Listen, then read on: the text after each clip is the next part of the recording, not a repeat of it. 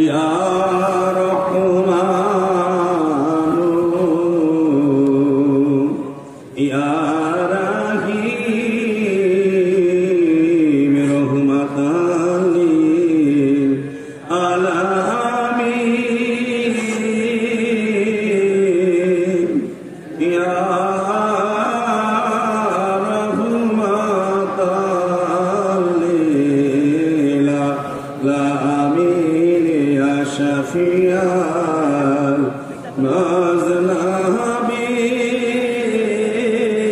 মুযনাবিন ইয়া রহমাতাল লিল আলামিন ইয়া আল্লাহু ইয়া রহমানু ইয়া রাহিম উঠো উঠো দেশবাসী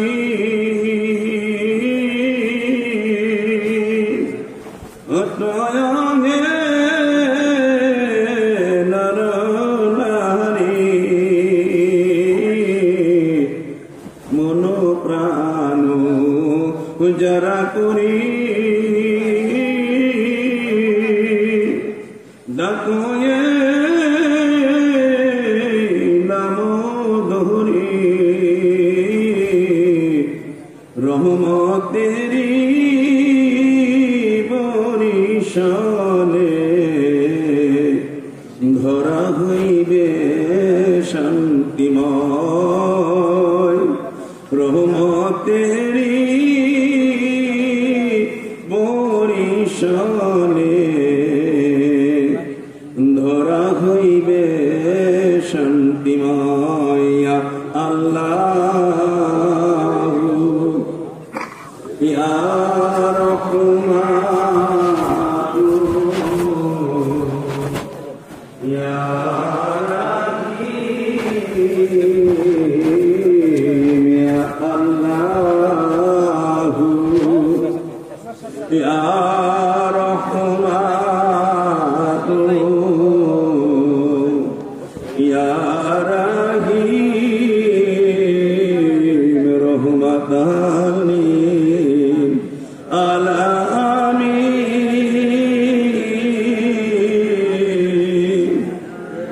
ইয়া রহমাতাল লিল আলামিন ইয়া শাফিয়াল মুযনাবিন ইয়া রহমাতাল লিল আলামিন ইয়া আল্লাহু ইয়া রহমানু ইয়া রাহিম এই নাম জপিলে পরে ভব জ্বালা চিরতরে এই নাম জপিলে পরে ভব জ্বালা চিরতরে অন্তর জ্বালা যাবে চলে দিল হবে তর অন্তর জ্বালা যাবে চলে দিল হবে তর ইয়া আল্লাহ ইয়া রহমানু ইয়া রাহিম ইয়া আল্লাহ ইয়া রহমানু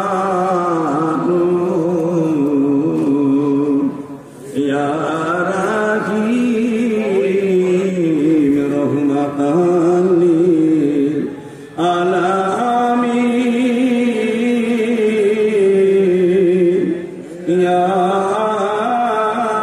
রাহমাতাল লিল আলামিন ইয়া শাফিয়াল মুজলামিন ইয়া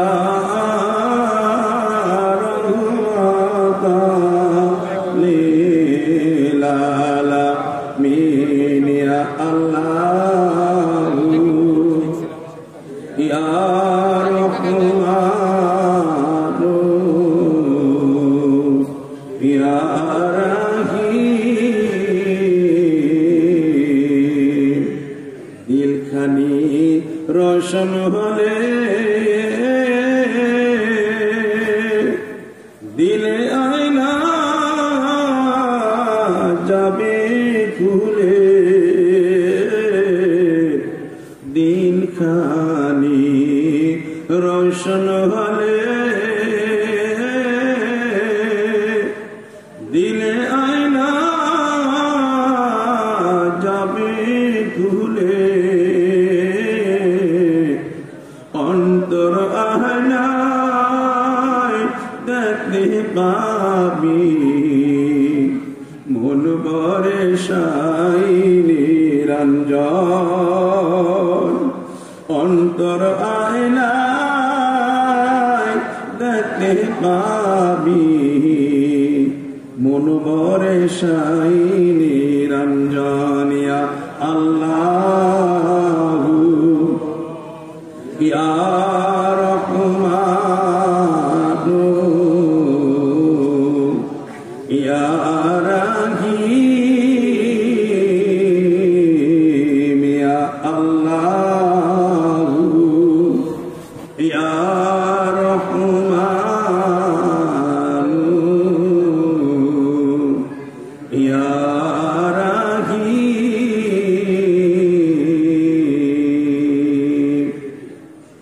প্রাণের আশিক ও জাকির ভাই বোনেরা, এলাকাবাসী গ্রামবাসী ভাই বোনেরা, অলি প্রেমিক নবী প্রেমিক আমার ভাই বোনেরা, এখন আর ঘুমে থাকার সময় না, রহমতের সময় হয়ে গেছে। এই সময় নিয়ামতুল সময়, গুনাহ মাফের সময়, মাওলার সঙ্গে বান্দার প্রেমের সেতু বন্ধন করে নেওয়ার সময়। এই সময় আল্লাহ রাব্বুল আলামিন বিশ্ববাসীর জন্য রহমতের ভান্ডার খুলে দেয়। আমার আল্লাহ সপ্তম আসমান থেকে প্রথম আসমানে সে অবতীর্ণ হয়। এই জন্য বিশ্বের কোন মহামানব আর মহামনীষী এই রহমতের সময় ঘুমায় না। নবী প্রেমিকেরা রহমতের সময় ঘুমায় না, অলি প্রেমিকেরা রহমতের সময় ঘুমায় না। আল্লাহর পাগলের আশিকেরা এই সময় ঘুমাইতে পারে না। তারা আল্লাহর সন্তুষ্টির জন্য, আল্লাহকে রাজি করার জন্য, আল্লাহর নিয়ামতের শুকরিয়া আদায় করার জন্য আরামের ঘুম ছেড়ে দিয়া মাবুদ মাওলার দরবারে কাঁদে। আল্লাহর প্যারা নবী, নবীদের নবী, আমার জিন্দা নবী রহমতের সময় ঘুমাইলেন। সারা জীবন তিনি তার উম্মতের মুক্তির জন্য, নাজাতের জন্য, কল্যাণের জন্য আল্লাহর হুজুরে চোখের পানি ফেলে ফেলে কেঁদে গেছেন। আমার জিন্দা পীর দয়াল বাবা চন্দ্রপুরী, তিনি তার হায়াতের জিন্দেগিতে রহমতের সময় ঘুমায় নাই। তিনি সারা জীবন তার মুরিদের কল্যাণের জন্য, মুক্তির জন্য, বিশ্ববাসীর নাজাতের জন্য আরামের ঘুম ছেড়ে দিয়া মাওলার দরবারে কেঁদে গেছেন। আওলাদে রাসূল, রাসূলুল্লাহর প্রতিনিধি আমার দয়াল সূর্যি, তিনি রহমতের সময় ঘুমায় না। আমাদের জন্য, বিশ্ববাসীর জন্য রহমতের সময় আরামের ঘুম ছেড়ে দিয়া মাবুদ মাওলার দরবারে কাঁদে। কারণ এই সময় কাঁদলে আমার আল্লাহ খুশি হয়, রাজি হয়, ওই বান্দার মকসুদ পূর্ণ হয়, ওই বান্দার গুনাহ মাফ হয়, ওই বান্দাকে আমার আল্লাহ কবুল করে নেয়, তার ভাগ্যের পরিবর্তন হয়। আমার আল্লাহ তাকে কবুল আর মঞ্জুর করে নাই। তাই মিয়া ভাইরা কোনো যারা ঘুমে আছেন আরামের ঘুম ছেড়ে দেন, ঘুমটি কোটে যান। এই সময় যদি চলে যায় আর কঠিন কালেও পাওয়া যাবে না। আর আপনার আমার হায়াতের জিন্দেগিতে সময়টুকু আর কখনো আসবে না। তাই ভাইরা এখনো যারা ঘুমিয়ে আছেন আরামের ঘুম ছেড়ে দেন। এটা নিয়ামত পূর্ণের সময় আল্লাহ রাব্বুল আলামিন প্রথম আসমানে অবতীর্ণ হয় আর রহমতের ভান্ডার খুলে দেয় আমার আল্লাহ। তার একদল রহমতের ফেরেশতাদেরকে ডেকে ডেকে বলে, আমার ফেরেশতারা, আমি আল্লাহ রহমতের ভান্ডার খুলে দিয়েছি, রহমতের ডালি নিয়া তোমরা দুনিয়ার জমিনের মধ্যে বিচরণ করো। প্রত্যেকটি পাড়া মহল্লায় আমার আশিক পাগল বান্দা বান্দির মধ্যে এই রহমতগুলি বন্টন করে দাও। হুকুম করার সঙ্গে সঙ্গে আল্লাহর নিয়োজিত এই রহমতের ফেরেশতারা ওই রহমতের ডালিগুলি নিয়ে দুনিয়ার জমিনের মধ্যে আগমন করে। প্রত্যেকটি পাড়া মহল্লায়, গ্রামে গ্রামে, ঘরে ঘরে তারা ছুটাছুটি করে। যখন দেখে কোনো মানুষ গুনতে কোঠে নাই, ওই ফেরেশতারা লজ্জিত হয়, এরপরে আল্লাহর দরবারে হাজির হয়।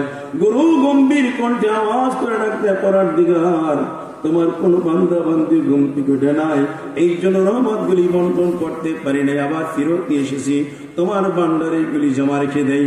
আমার আল্লাহ বলেন, আমি যে রহমত দেই ওইগুলি আর ফেরত দেই না, কারণ আমার ভান্ডারে কখনো অভাব পড়ে না, কমতি হয় না।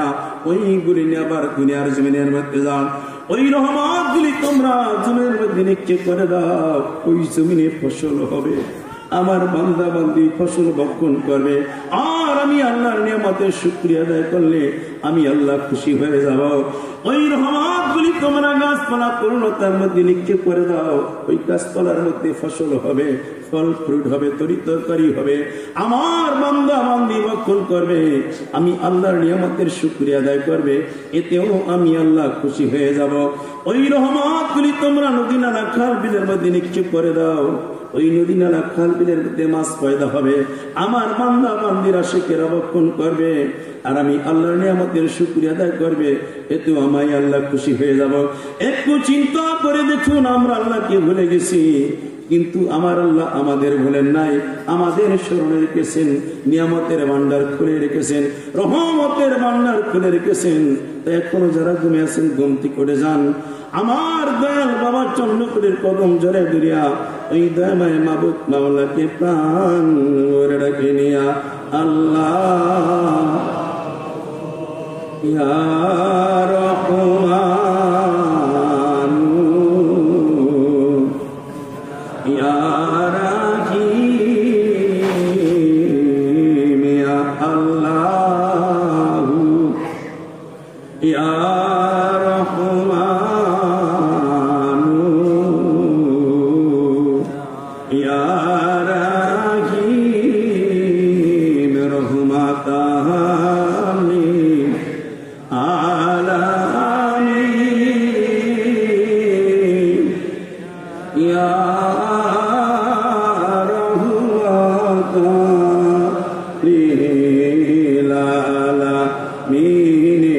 شفيع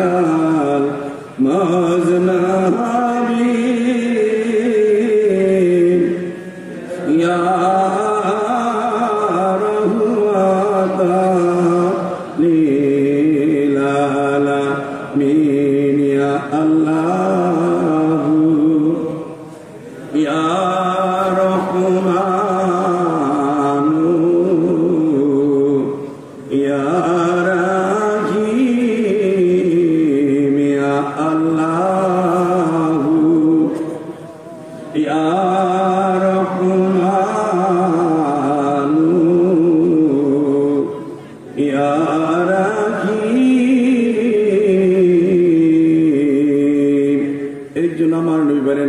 আশরাফু উম্মতি হামালাতিল কুরআনি ওয়া সাহাবুল লাইল।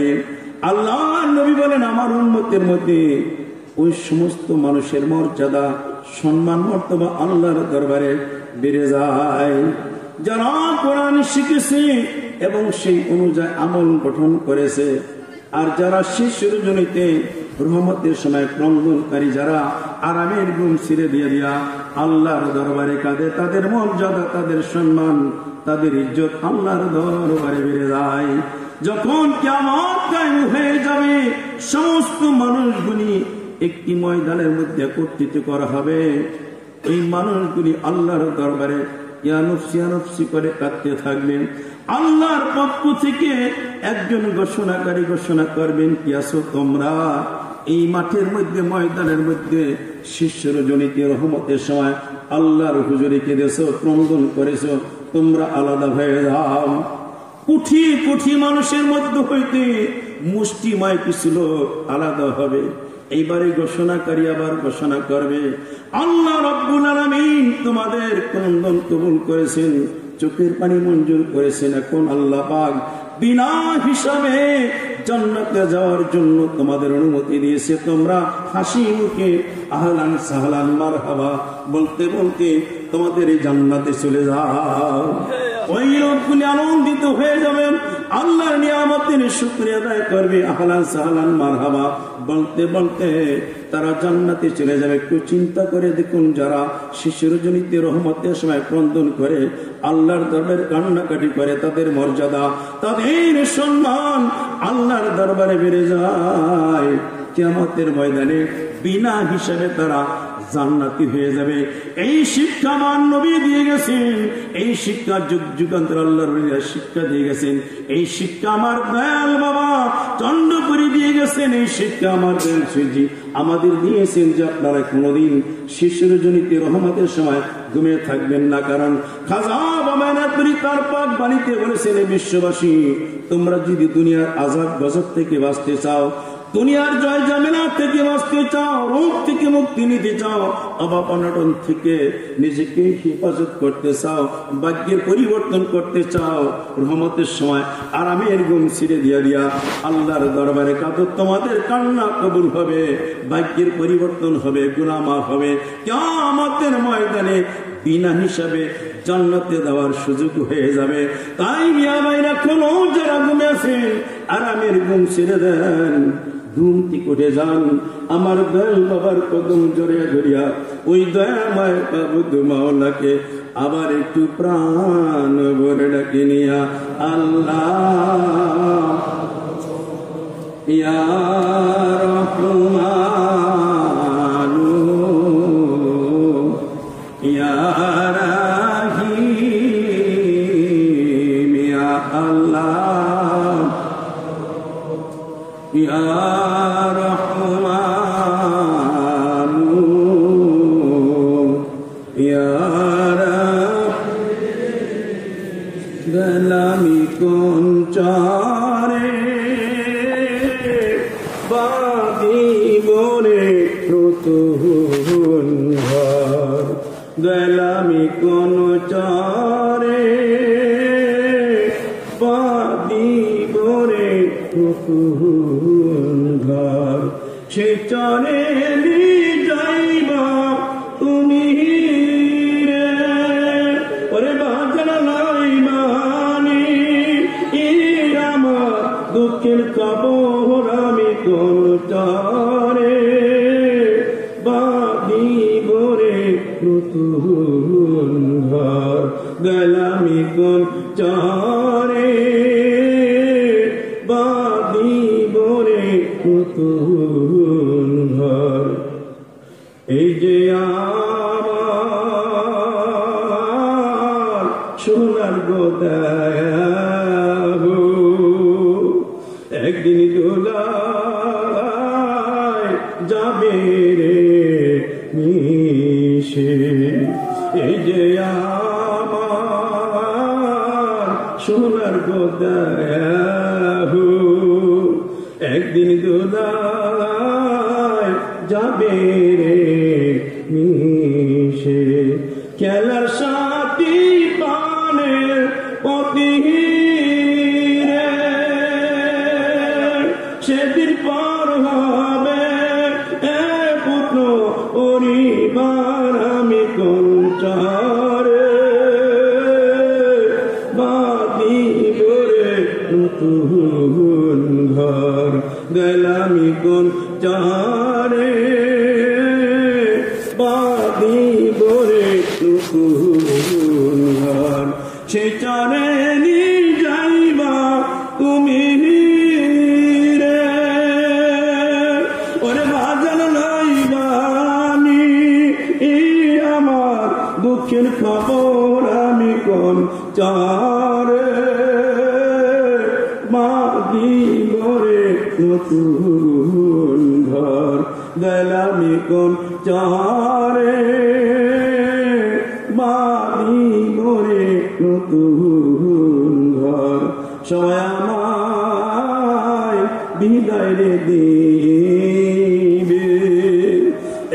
সাদা কাপড়ে দিয়া সবাই আমায় বিদায় রে দিবে একটা সাদা কাপড়ে দিয়া ঘরের বাহির কইরা দিয়া রে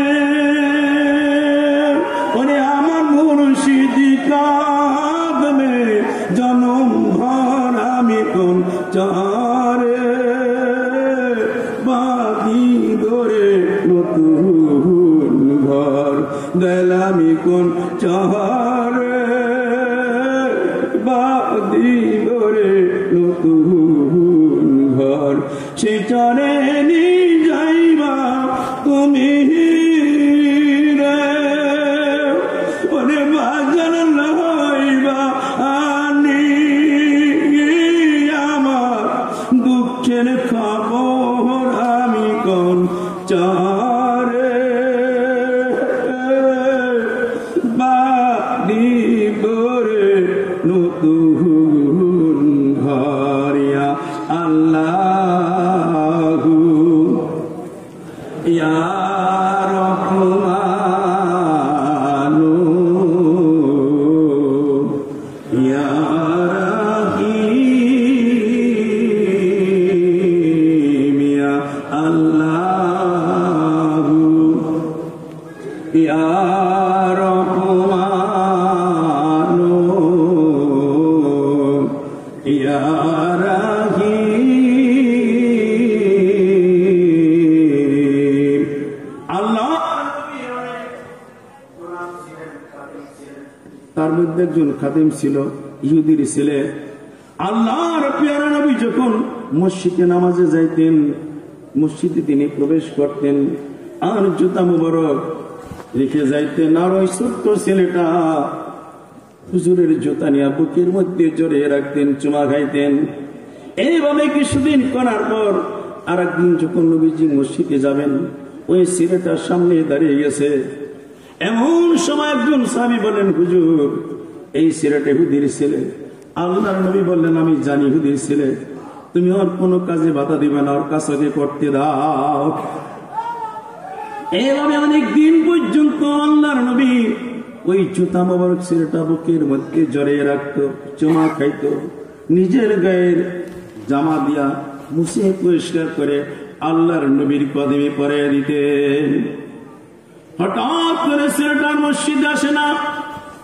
আল্লাহর নবী জানতেছেন আবু বকর ওই ছোট্ট ছেলেটাকে তো আর দেখে না কারণ কি আবু বকর বলেন হুজুর আমি একটু সংবাদ পেয়েছি ওই ছেলেটা সুস্থ কয়েকদিন যাবত জ্বরের জন্য আসতে পারে না আমার নবী বললেন আমি ওই বাড়িতে যাব ওই ছেলেটাকে দেখার জন্য আমার যাইতে হবে ওই ইহুদির বাড়িতে একটা সংবাদ দিয়ে দাও আল্লাহর নবীর হুকুমে একজন সাহাবী পাঠানো হলো ওই সাহাবী ইহুদির বাড়িতে গিয়ে বলে ইহুদি তোমার বাড়িতে আমার নবী তোমার ছেলেকে দেখার জন্য আসবে ইহুদি আবেগে আনন্দে হাউমাউ করে কেঁদে উঠলেন তিনি কেঁদে কেঁদে বললেন আমার ছেলে কয়েকদিন যাবত অসুস্থ আমি মোহাম্মদের ধর্ম গ্রহণ করি না বিরোধিতা করি অথচ মোহাম্মদ আমার ছেলেকে দেখার জন্য আসবে এর চাইতে বলন্দ নসিব এর চাইতে সৌভাগ্য আমার জীবনে আর কিছুই হইতে পারে না সুন্দর করে বাড়ি জানু মুসাবিয়ে রাখলেন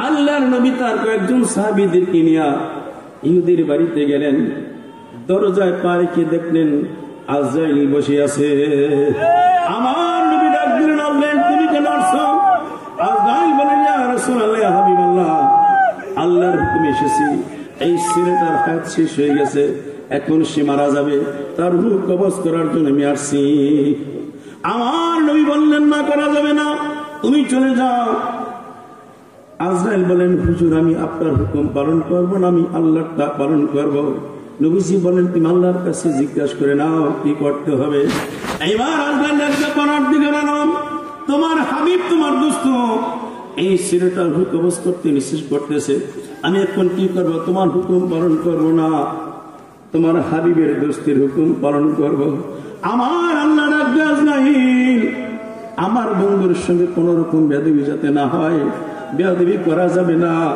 আমার বন্ধু যা বলে তাই হবে, আমার হুকুম চলবে না।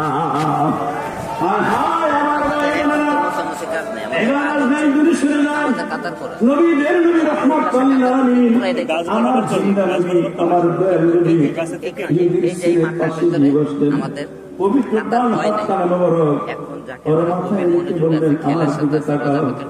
ছেলেটা যখন তাকাইছে, আমার নবী বললেন আমার সঙ্গে তুমি কালেমা পাঠ করে না। ওই ছেলেটা হাউ হাউ করে কাঁদতে লাগলেন। একবার আমার নবীর দিকে তাকায়, আর একবার তার বাবা মায়ের দিকে তাকায়। মনে মনে ভাবতেছে যদি আমার মা এবং বাবা রাগ করে, কারণ তার আর আমি যদি মোহাম্মদের ধর্ম গ্রহণ করি, তারা কষ্ট পাবে, আমাকে রাগ করবে, হয়তো তারা বেয়াদবি মনে করতে পারে। এই জন্য একবার নবীর দিকে তাকায়, আর একবার তার মায়ের দিকে বাবার দিকে তাকায়। আমার নবী আবারও বললেন তুমি কালেমা পড়ে নাও। ওই ছেলেটা কান্দে, আমার মা বাবার দিকে তাকায়, আবার আমার নবীর চেহারা মোবারকের দিকে তাকায়, দুই চোখ দিয়ে বেয়ে পানি পড়তেছে। আবারও আমার নবী বললেন তুমি কালেমা পাঠ করে নাও। ছেলেটা তার বাবার দিকে তাকাইছে, এগুলি বলতেছে বাবা আর দেরি করা যাবে না, আমাদের দিকে তাকাইও না, মোহাম্মদ রাসূলুল্লাহ যা বলে তাই তুমি শোনো, তাই তুমি গ্রহণ করো। এইবার আমার নবী বললেন আমার সঙ্গে পাঠ করে নাও লা ইলাহা ইল্লাল্লাহু মুহাম্মাদুর রাসূলুল্লাহ। এবার ছেলেটা এই পবিত্র কালেমা শরীফ পাঠ করলেন, অর্থাৎ মুসলমান হয়ে গেল। এইবার আমার নবী ডাক দিলেন আজরাইল, আমার কাজ হয়ে গেছে, এখন তোমার কাজ তুমি করো। ওই ছেলেটা মারা গেলেন, আল্লাহ নবী নিজে থেকে দাফন কাফন করলেন। আবার তিনি তার বাড়ির দিকে রওনা করলেন। প্রতিমধ্যে একজন সাহাবী আরজ করলেন ইয়া রাসূলুল্লাহ, ইয়া হাবিবাল্লাহ, একটু জানার বিষয় ছিল, আপনার হাকিকতে এই কাজের মর্মটা কিছুই বুঝলাম না। ইহুদির ছেলের বাতি আসলেন, পাশে বসলেন, একবার দেখলাম চেহারা মলিন, আর একবার দেখলাম আপনার চেহারাটা নুরানি এবং উজ্জ্বল, কারণ কি? আল্লাহর নবীকে দিকে বললেন সাহাবী তুমি তো জানো না, আমি যা জানি তুমি তা জানো না, আমি যা দেখি তুমি তা দেখো না। ওই ছেলেটা ইসলাম গ্রহণ করে নাই, কালেমা পড়ে নাই, ঈমান মানে নাই, নামাজ পড়ে নাই, রোজা রাখে নাই, হজ করে নাই, যাকাতও দেয় নাই, কিন্তু আমি নবী মুহাম্মদ রাসূলুল্লাহকে ভালোবেসেছে, আমাকে ভালোবেসে আমার গোলামি করে, আমার জুতা চুমা খেয়ে বুকে জড়িয়ে ধরে একটা ছেলে জাহান্নামী হয়ে যায়, এইটা আমি হতে দিতে পারি না, এইটা হতে পারে না। এই জন্য আমি এই ছেলের কাছে ছুটে আসি, তাকে কালেমা পড়াইলাম এবং ঈমান নিয়ে কবরে যাওয়ার জন্য সুযোগ করে দিলাম, যাতে সে আমার সঙ্গী হয়, আমার সাহাবীদের সঙ্গী হয়, কিয়ামতের ময়দানে মুমিনদের সঙ্গী হয়, আমার সঙ্গে জান্নাতবাসী হয়। এই সুযোগটুকু করে দেওয়ার জন্য আমি তার কাছে ছুটে আসি। আমাকে ভালোবেসে, আমাকে মহব্বত করে এবং আমার গোলামি করে কেউ কোনোদিন জাহান্নামী হবে না, হইতেও পারে না। একটু চিন্তা করে দেখুন, নামাজ পড়ে নাই, রোজাও রাখে না, ইসলামের কোনো হুকুম পালন করে নাই, শুধু নবীর ভালোবাসা তার দিলের ব্যক্তি ছিল, নবীর ইশক তার অন্তরে থাকার কারণে, ওই জুতায় চুমা খাওয়ার কারণে, ওই জুতার দুলি বুকের মধ্যে নেওয়ার কারণে আমার নবী তাকে জান্নাতে যাওয়ার সুযোগ করে দিলেন। ওই নবীর আওলাদ আওলাদের রাসূল আমার দয়াল বাবার কদম জোরে ধরিয়া ওই দয়াময় মাওলা কাবার একটু প্রাণ ভরে ডাকে নিয়া আল্লাহ ইয়া রহমান ইয়া রাহিম ইয়া আল্লাহ ইয়া রহমান ইয়া শের জামানায় লইয়া পারেন তোহরি তুমি আসিলা রে ও বাবা, শের জামানায় লইয়া পারের তরি। তোমার ওই কদমে নূরের জ্যোতি করে ঝিলিমিলি, তুমি আসিলা রে ও বাবা শেষ জামানায় লইয়া পারের তরি। এসে তুমি কহরে নঙ্গর পদ্মা নদীর পারে গো বাবা, পদ্মা নদীর পারে। আবার বাঁধিলে ঘর ঠাকুরের টার, বড়ই যতন করে তুমি আসিলা রে ও বাবা শেষ জামানায় লইয়া পারের তরি। শেষ জামানায় লইয়া পারের তরি, তুমি আসিলা রে ও বাবা শেষ জামানায় লইয়া পারের তরি। তোমার ওই কদমে নূরের জ্যোতি করে ঝিলিমিলি, তুমি আসিলা রে ও বাবা শেষ জামানায় লইয়া পারের তরি।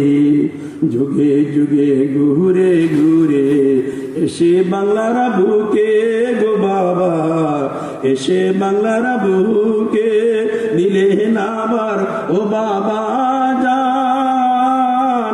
ফাইজের দ্বারা খুলে তুমি আসিলা রে ও বাবা শেষ জামানায় লইয়া পারের তরি। তোমার ছবি নূরের রবি বিজিলি সিমকায় গো বাবা, বিজিলি চমকায় আধার কেটে প্রভাতে এলো।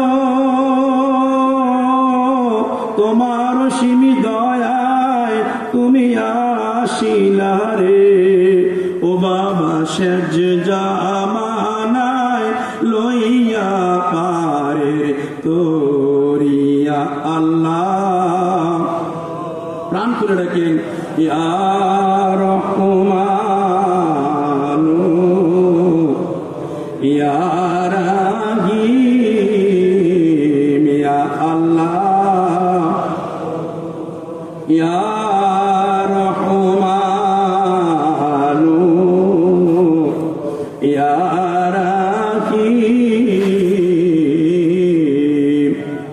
আমার বাবার দরবারে একজন জাকির ভাই ছিলেন, তিনি অনেক বছরের মতো আনসারে ডিউটি করেছে। ফরিদপুর ইউনিটের সদরপুর থানার বাড়ি। হঠাৎ করে ভাই অসুস্থ হয়ে গেছে, স্ট্রোক করেছে। কিছুদিন ফরিদপুর মেডিকেল হাসপাতালেও ছিলেন।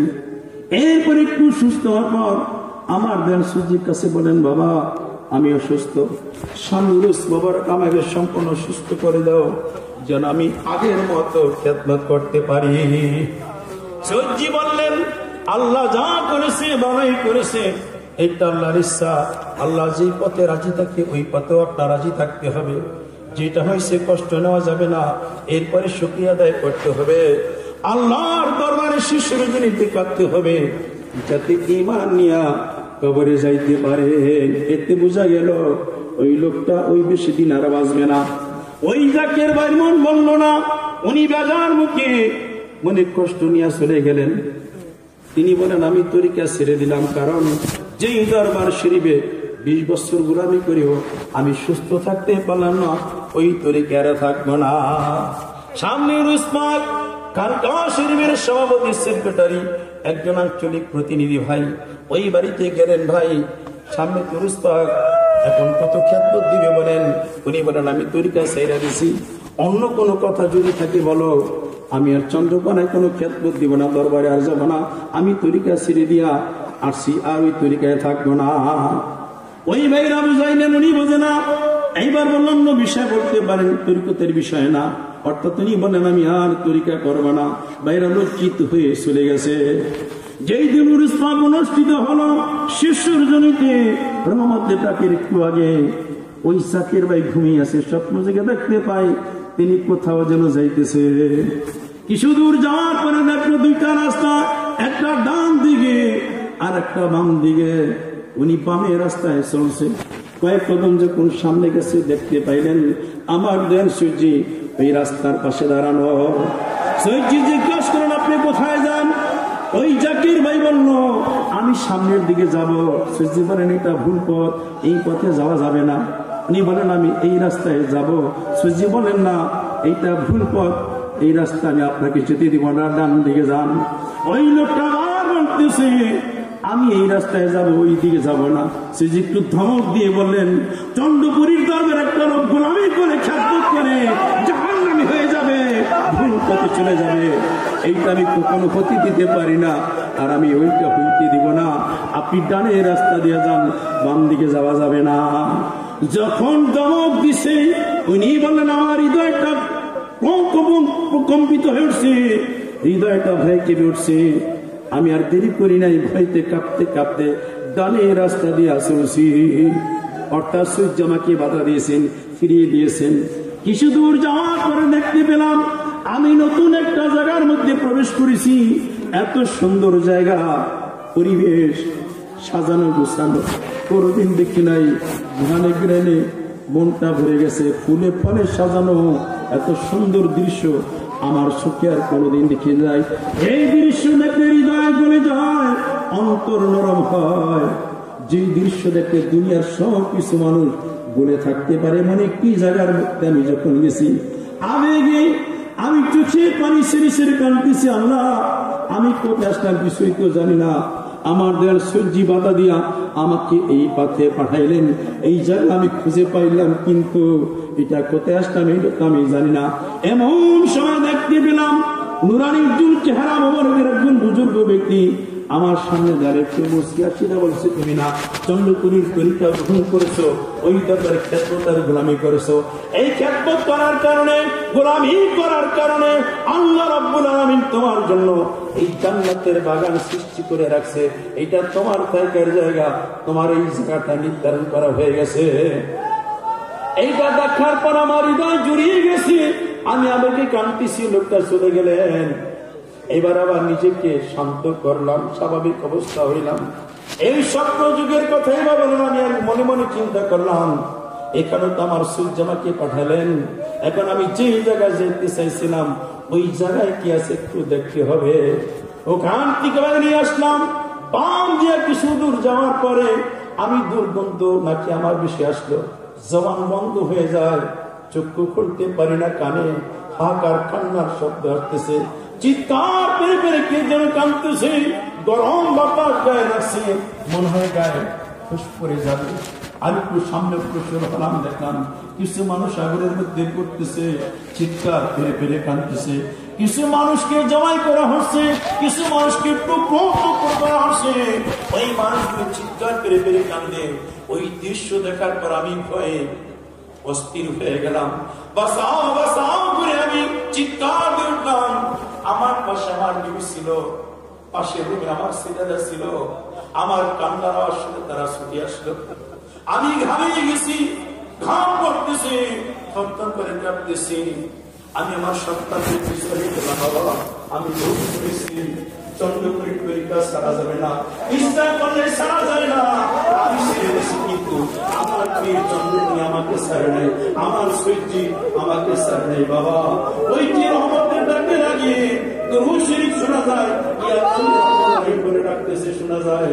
আর দেরি করিস না, আমি পরের স্বপ্নের কথা বলবো, আগে দরবারে নিয়ে আসাম।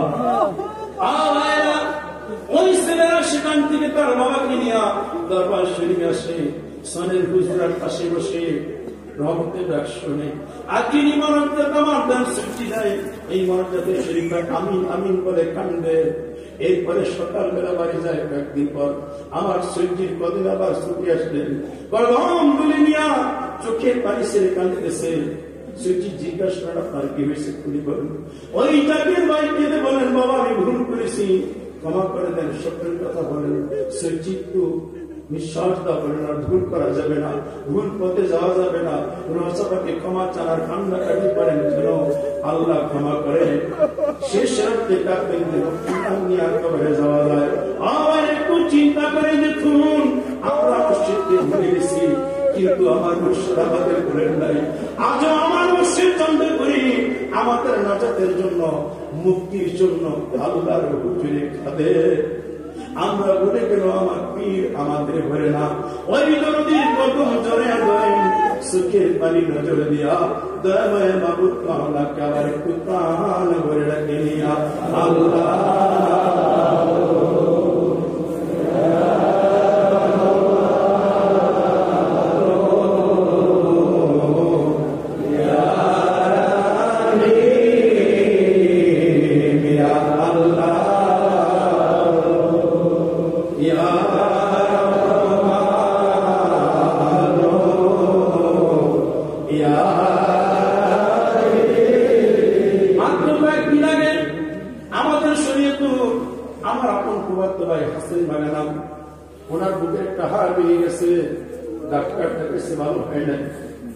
অনেক কষ্ট করতেছে, না খাইতে খাইতে শুকিয়ে গেছে, বিছনায় শুয়ে কাঁদতেছে যে আমি আমার মনে হার ভালো হবো না, আমার বুকের হাড়টা ভেঙে গেছে, আর সুস্থ হবো না, আর চন্দ্রকর আমার মনে হয় যাওয়া হবে না। এইভাবে শিষ্যের আপনি অনেক কাঁদতেছিলেন, দুই চোখের পানি দিয়া ওই হাসে বেতার মুখ ভিজিয়ে দিছে। এইভাবে কয়েকদিন কান্নার পর একদিন কাঁদতে কাঁদতে উনি ঘুমিয়ে গেছে। এমন সময় স্বপ্ন যুগে দেখতে পায় গোপ্রা পরিহিত একটা লোক ওনার পাশে সে দাঁড়াইছে, ডাকতেছে বাগা ঘুম থেকে উঠো। এইবার উনি ঘুম থেকে উঠলেন, অর্থাৎ স্বপ্নে দেখতেছেন। এমন সময় ওই গোপ্রা পরিহিত লোকটা তার হাতের মধ্যে একটা গাছের পাতা, ওইটা হাতের মধ্যে সিপাইয়া মরণ করলেন। ওনার হাতে দিয়ে বলেন আপনার কোন জায়গায় কোনো হাতটা ভেঙে গেছে আমার একটু দেখায় দেন। এইবার ওনার গায়ের কিঞ্চিত একটু করছে, এইবার বললেন এইটা রস আপনার ওই জায়গার মধ্যে লাগাইয়া দেন, মালিশ করে দেন। যখন এই জায়গার মধ্যে মালিশ করছে এখন কি অবস্থা বলুন। হাসির মেয়ে বললেন আমার তো ব্যথাটা এখন কমে গেছে, আমার আরাম লাগতেছে। এইবার বললেন আপনি ভালো হয়ে যাবেন, আর চিন্তা করবেন না, আল্লাহ আপনাকে দয়া করছে। এই কথা যখন বলছে সন্তানের দিয়া ওই গোপরা পরিহিত লোকটা আবার চলে যাইতেছে। এইবার আমার হাসিন ভাই ডাক দিলেন আপনি কি পরিচয় দিন, আপনাকে তো চিনি না, আপনি কোথা থেকে আসছেন একটু বলুন। ওই গোপরা পরিহিত লোকটা একটা নিঃশ্বাস বলছেন আমি আপনার দয়াল মা, আপনার মসজিদ খণ্ডগুলো আমাকে নির্দেশ করেছেন, আপনি অনেক দিন যাবত অসুস্থ, আপনি কাঁদতেছেন, আপনার কান্না আপনার পীর সহ্য করতে পারে না, এই জন্য আমাকে নির্দেশ করেছে তুমি একটু যাও আমার আসে ওই পাগল গুলিতে একটু পাতার রস লাগিয়ে দাও, সেই জন্য সুস্থ হয়ে যাবে। এই জন্য আমি আপনার পীরের নির্দেশে আপনার বাড়িতে আসি। এই কথা বলে উনি উদাও হয়ে গেছে, হাসতে পারে ঘুম ভেঙে গেছে। ঘুম ভাঙার পরে উনি দেখতে পায় ওনার শরীর আর কোনো ব্যথা নাই, ওই জায়গাটা জোড়া লেগে গেছে।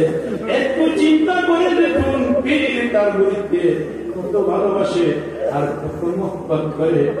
ওই বান্ধবের কদম ধরে দুনিয়া ওই দয়াময় মাবুদ মাওলাকে আবার একটু প্রাণ ভরে রাখে নিয়া আল্লাহ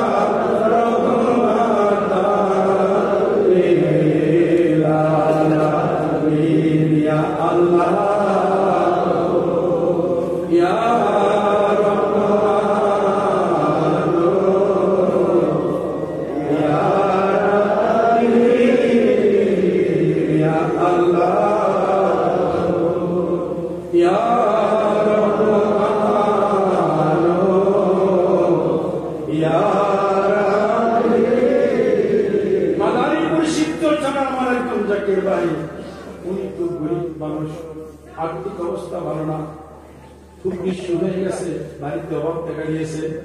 এই জন্য বাবা স্বামী আমার দয়াল বাবার দরবারে আসছে। এসে দেখতে পেলেন বাবা যান সনের হুজরায় জাকির ভাইদের নিয়ে কথা বলতেছে। উনিও দাঁড়ালেন, ওনাকে দেখে বাবা যান আমজাদ ভাইকে ডাকতে বললেন, আমজাদ মিয়া বুড়া হয়ে সাল রেসিপিন। আমজাদ ভাই বলেন, বাবা সাল ফুরিয়ে গেছে, সাল তো এখন নাই। বাবা যান জানতে চাইলেন, আপনার পাঁচের টাকা আছে? আমজাদ ভাই বলেন, না বাবা পাঁচের টাকাও নেই। বাবা যান বলেন, তাহলে জাকির ভাই দিচ্ছি খাওয়াবেন কি? এই জাকির ভাই এই কথা শুনলো, উনি এখন নিজেকে প্রশ্ন করতেছে, আমি আসলাম আমার দুঃখের কথা বলতে, অভাবের কথা বলতে। এসে শুনলাম বাবার দরবারে চাল নাই, পানকেও টাকা নাই।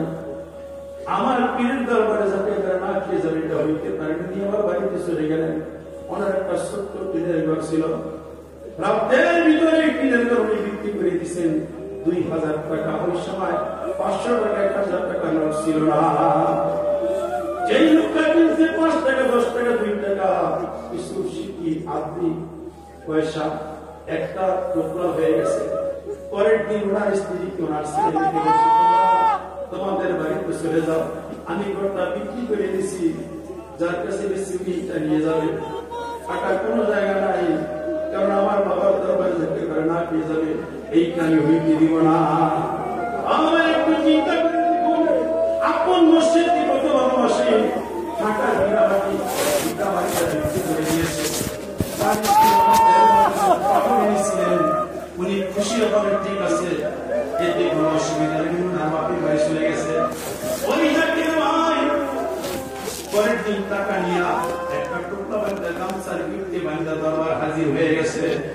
আমরা দেখতে বলেন, আমজাদ ভাই তোমার 500 টাকা নাই, বাবার গুদামে চাল নাই, এই যে টাকা নিয়ে আসছি চাল কিনে আনো। আমজাদ ভাই বলেন, আমি রাখতে পারবো না, বাবার কাছে যা। ও ভাইরা কিছু সময় পর দেয় বাবার সঙ্গে করি, হাতে বেতের লাঠি, চোখে কালো প্রেমের চশমা, মাথায় গোল টুপি, পরনে সাদা পাঞ্জাবি, মুখে কাসবা গাদারি, ওই নূরের পুতুল বাইর হয়েছে। হাঁটতে হাঁটতে সনের হুজরার দিকে রওনা হয়েছে। ওই জাকির ভাইয়ের সামনে যা দাঁড়িয়েছে, বাবা যদি মাফ করে নেন। বাবা যখন এটার মধ্যে কি বলুন, বাবা আপনি কবুল করে নেন। ওই লোকটা বলতেছে, বাবা আপনি গ্রহণ করুন। বাবা যান বললেন, কি জিনিস সেটা বলুন। উনি বলতেছে, আপনি কবুল করে নেন। আমার জিজ্ঞাসা করেন, ব্যক্তি একটু আপনি বলুন। ওই লোকটা খুশি বাবা বলতেছে, বাবা কবুল করে নেন। এইবার বাবা যান বলেন, ঠিক আছে আমি কবুল করে নিলাম। বলেন এটার মধ্যে কি আছে? এবার জাকির ভাই বলেন, বাবা কালকে এসেছিলাম তোমার দ্বারা মনের দুঃখের কথা বলার জন্য, সে শুনতে পেলাম তুমি গোডাউনে চাল নাই, আমজাদ ভাই 500 টাকা নাই। তুমি বলো জাকির ভাই কি খাইবে? এই জন্য আমার একটু ঘর ছিল, টাকা পয়সা নাই, ওই ঘরটা বিক্রি করে 2000 টাকা তোমার জন্য নিয়ে আসছি। বাবা কবুল করে না। বাবা যান একটু মুস্কি হাসি দিলেন, আমার একটু নিঃশ্বাস দিলেন। বাবা যান বলেন, আপনি খুব চালাক মানুষ, আমাকে যা কবুল করাইলেন। এরপরে বললেন, যা আমি যখন কবুল করেছি আল্লাহর দরবারেও আপনার নজর কবুল হয়ে গেছে। আমি আপনার জন্য দোয়া করি, আল্লাহ আপনার অভাব রাখবে না, আপনার ভাগ্যের পরিবর্তন করে দিবে। বাবা যান গ্রহণ করলেন। ওই জাকির ভাই পরের দিন বাড়িতে রওনা করেছে। প্রতিমধ্যে একজন জাকির ভাইয়ের সঙ্গে দেখা হয়ে গেছে। আল্লাহর ওলিরা যদি প্রেমের নজরে তাকায়, কোন কিছু কবুল করে নাই, ওইটা প্রভুর দরবারে কবুল হয়, ভাগ্যের পরিবর্তন হয়ে গেছে। ওই জাকির ভাই বলেন, ভাই আপনি তো চন্দ্র করার জাকির, আমিও জাকির, আমার একটু বিশুদ্ধ লোকের প্রয়োজন, আমি ব্যবসা করি, একা আমি পারি না, আমার সঙ্গে আপনার থাকতে হবে। ওই জাকির ভাই বলেন, আমার তো কোনো টাকা পয়সা না, আমি নিঃস্ব মানুষ, গাড়ি ভাড়া কোনো নাই, আমি কেমনে থাকবো? ওই ব্যবসায়ী জাকির ভাই বলেন, আপনার দেহ চালান আর আমার টাকা পয়সা চালান, আমার সঙ্গে থাকবেন, যা ব্যবসা হয় অর্ধেক আপনার আর অর্ধেক আমার। একটু চিন্তা করে দেখুন, ভাগ্যের পরিবর্তন হয়ে গেছে, বিনা চালানে ব্যবসা শুরু হয়ে গেছে। সারাদিন উনি বাঙালি ব্যবসা করতেন, মাল কিনছে, বিকাল বেলা বিক্রি করছে ওই সময় 300 টাকা লাভ হয়েছে। 300 টাকা ওই সময় অনেক কিছু রে ভাই। এইবার হিসাব করে দেখো 300 টাকা লাভ হয়েছে, 150 টাকা ওই ভাই নিলেন, আর 150 টাকা আমার গরিব চাকরি রেখে দিয়ে দিলেন, বলেন আবার 2 দিন পরে আসবেন, আবার এইভাবে আমরা মাল কিনবো। এইভাবে 1 বছর কাটতে থাকে, উনি অনেক টাকার মালিক হয়ে গেছে। এইবার বলো ভাই এখন আপনি ব্যবসা শিখেছেন, আপনি আলাদা ব্যবসা করবেন, আমিও আলাদা ব্যবসা করবো, আমরা দুইজন এখন চালাইতে পারবো, কোনো অসুবিধা হবে না। 1 বছর পরে উনি দরবার শরীফ আসছে, আমার দেড় বাবার কদম করে নিয়া 1000 টাকা নজর দেওয়া বলছে। বাবা যা বলছে অনেকদিন পরে দেখলাম আপনার অবস্থা কি, ছেলে মেয়েদেরকে কোথায় রাখছেন, বাড়িতে আনছেন?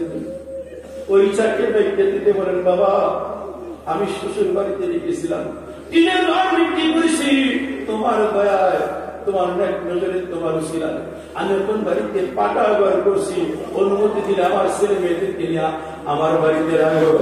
বাবা একটু হাসি বলেন যান, আমি অনুমতি দিলাম, ওদেরকে বাড়িতে নিয়ে আসেন। আমার ভাইরা আপনার মসজিদকে ভালোবাসলে ওই মসজিদের কদমে গোলামি করলে আর কেমন করবে?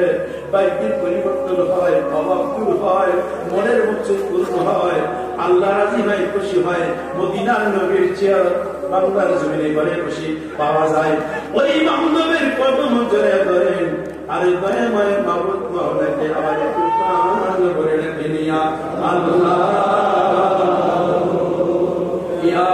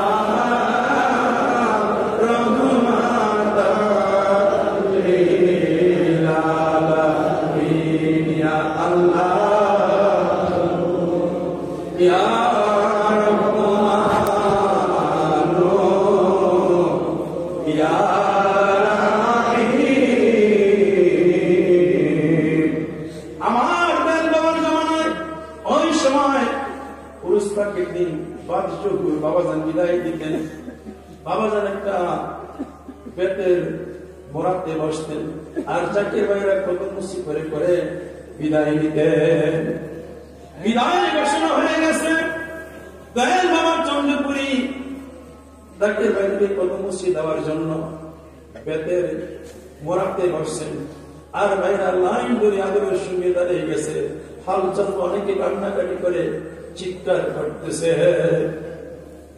আমার ভাইরা জাজিরা শরীয়তপুর কাজিরহাটের একজন জাকির ভাই, অভাবী মানুষ, উনিও লাইনে দাঁড়াইছে, কদম মুসি করার জন্য কাছাকাছি আসছে, আবার উনি চলে যায়, কদম মুসি করে না, 1 বার 2 বার পর্যন্ত আসা যাওয়া করছে।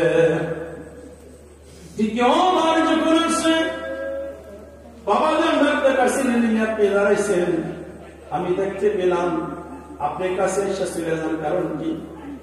ওই জাকির ভাই চক্ষু বন্ধ করে কেঁদে বসছে, বাবা আমি কত মানুষ, আমি আপনার কাছে আসি কিন্তু কত মুসি করতে পারো আমার বাবা, আমি আপনাকে কেমন করে 1 টাকা নজর দিব, এর বেশি দিতে পারবো না, এই জন্য 1 টাকা নিয়ে আসছি। বাবা যান বললেন আমার কাছে দেন 1 টাকা না, আমার কাছে এটা হালাল রিজিক, আপনার লক্ষ কোটি টাকার চাইতে মূল্যবান।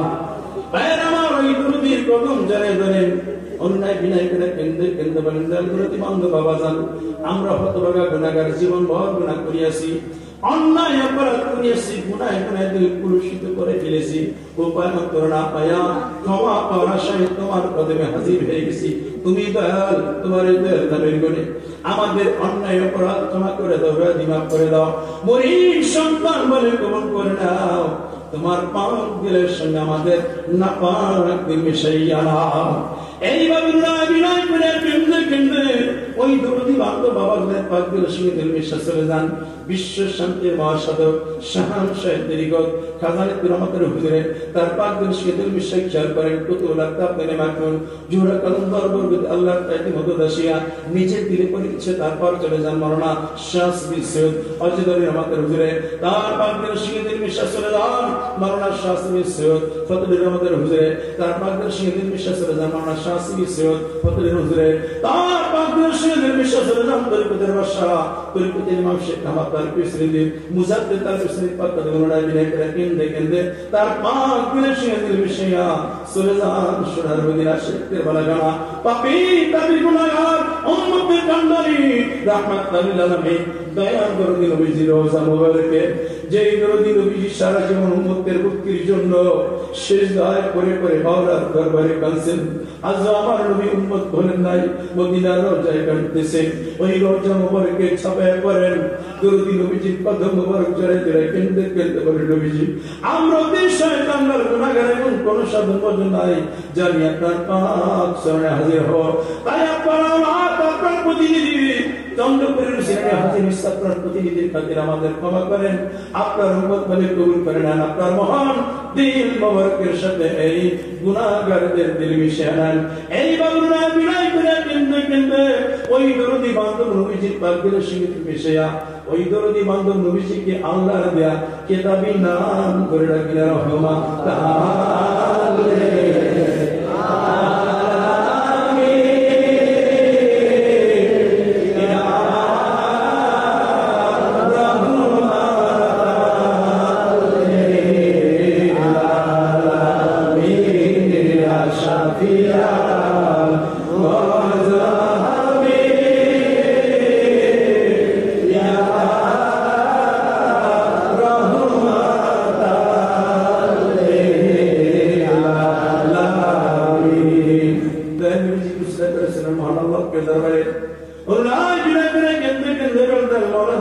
জীবন মরণ অপরাধ করিয়াছি সীমাহীন গুনাহ করিয়াছি তাই নাপাক লোকের কথা শুনবে না বলেন তোমার হাবিব হুসাইনিয়া তোমার দরবারে হাজির হইছি তোমার হাবিব পাকের উসিলায় আমাদের অন্যায় করার জীবনের সমস্ত গুনাহগুলি ক্ষমা করে দাও দয়া করে রহমতের ভিক্ষা দাও রহমতের ফায়জের উম্মেদার হইয়া ওই দয়াময় মাহবুব মাওলাকে প্রাণ করে রাখেন ইয়া আল্লাহ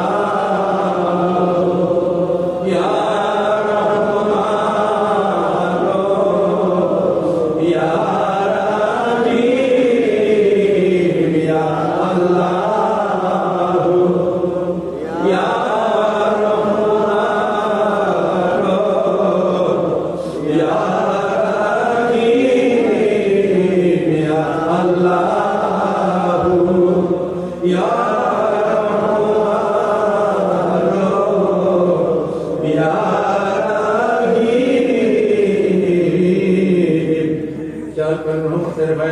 Allah Taala zat bete Rasulullah sallallahu alaihi wasallam bhaya ei tariqay pirane pinder se bhaya amar dal babazane pagna hoya niz niz dil ashar kore ke sir amader soya diler chahe rasulullah kal kalbe shaktir da parda bidore joto prokar gunahkar gunar malazim ashfaq se pukash ko kya kusre to kamatra Allah আমাদের মানুষ শতান জিন শতান কবি শতান নফস শতান দাদার kamatra নফসের সমস্ত কারাপুর রহমতের ফরিয়া সব হইয়া সিদ্দিন আর জানার দাপত ইসে দিন সবিস মেজাজ আল্লাহ আল্লাহ আল্লাহ আল্লাহ শুকরিয়া খেয়াল করেন দিলে কানে শুনতে চেষ্টা করেন আর কিছু সময় কালবে আল্লাহ আল্লাহ শুকরিয়া হয় এই খেয়ালই থাকে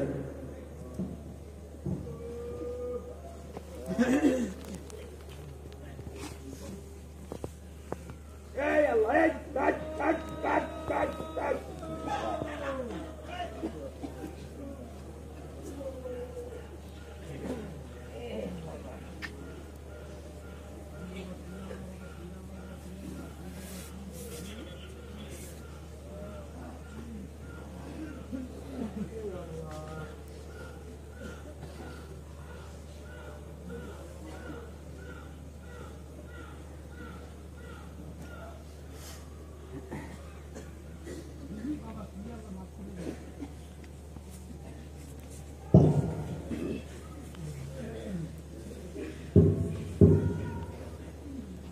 الصلاة والسلام عليك يا رسول الله الصلاة والسلام عليك يا حبيب الله الصلاة والسلام عليك يا سيد المرسلين الصلاة والسلام عليك يا رحمة للعالمين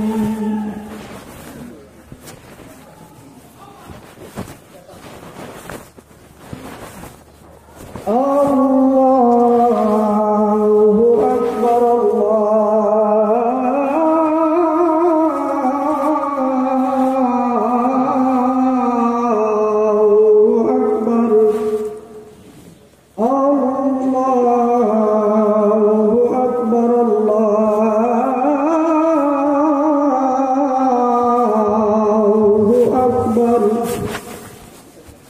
أشهد أن لا إله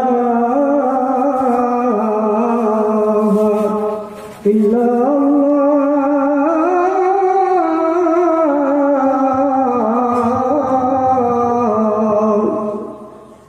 أشهد أن لا إله إلا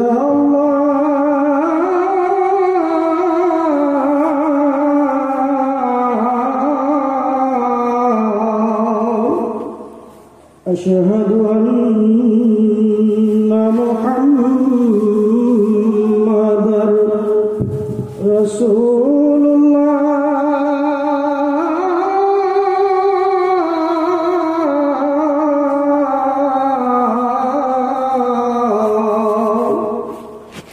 أشهد أن محمدًا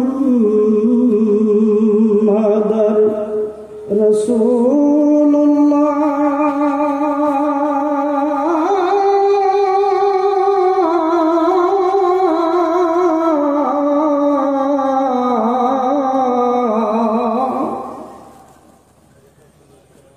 حي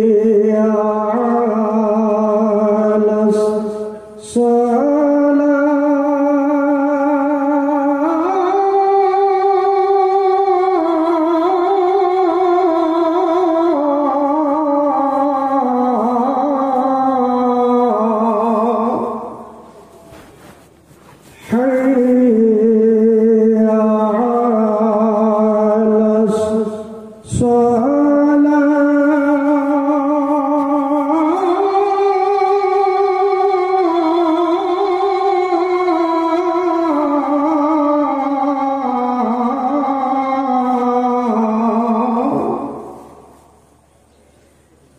حي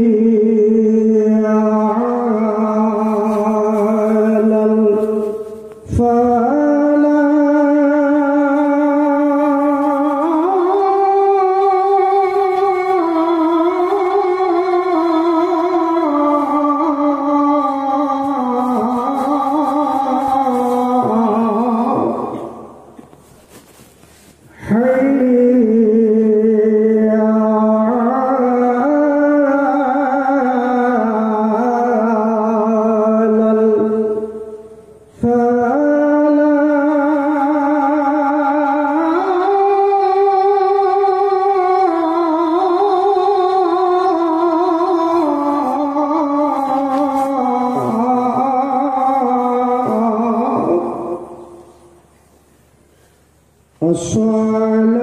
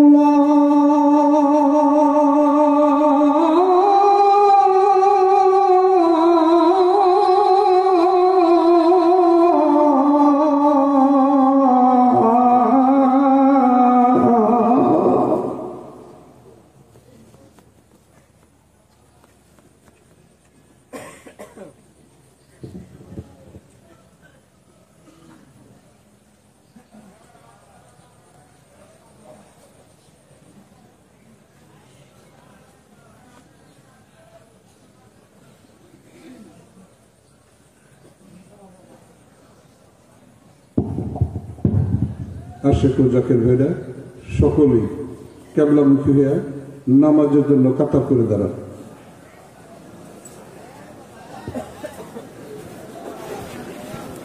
সকলেই নামাজের জন্য কাতার করে দাঁড়ান।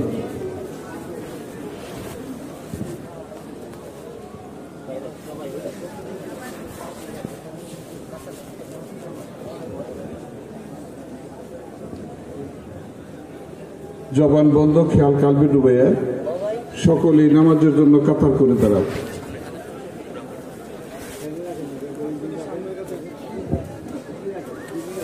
জবান বন্ধ রাখেন, খেয়ালের সাথে সকলেই নামাজের জন্য কাতার করে দাঁড়ান।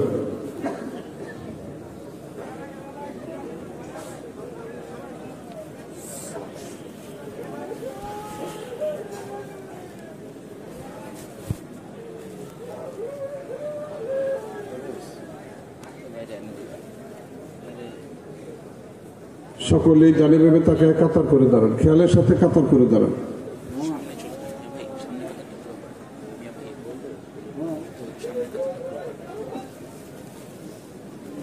কাতার সোজা হলে পরে সকলেই কাতার ঠিক রেখে নামাজের কাতায় বসে। সকলেই কাতার ঠিক রেখে কাতার ঠিক রেখে নামাজের কাতায় বসে।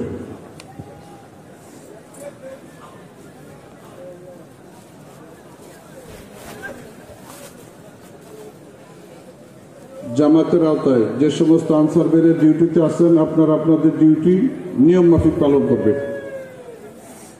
জামাতের আওতায় যে সমস্ত আনসার বেড়ে ডিউটিতে আছেন, এখন আপনারা আপনাদের নিয়ম মতো ডিউটি পালন করবেন।